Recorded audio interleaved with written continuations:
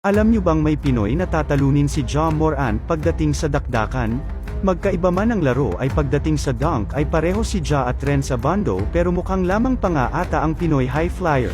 Kung titingnan kasi ang mga highlight niya ay napaka-easy lang sa kanyang dumedakdak, para siyang lumulutang kapag tumetalon at minamanilang mag-tricks pa sa ere. Mula sa college hanggang ngayon sa gilas ay halimaw ang kanyang kakayahan sa dakdakan. Patunay na nga dyan ang pagiging slam dunk champion sa Korea, award na wala pa si Ja. Hindi lang din sa mga dunks ginagamit ni Renz ang kanyang malulupit na talon dahil napakasipag din niya sa depensa. Mula sa fast break layup hanggang sa 3 points ay hindi yan ligtas pag humahabol sa'yo si Abando. Kahit nga ngayon sa World Cup ay pinahanga niya lang naman ang G-League MVP ng South Sudan pati na ang ating kabayan na si JC nang supalpalin niya ang Italian big man.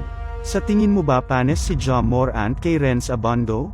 Comment down below.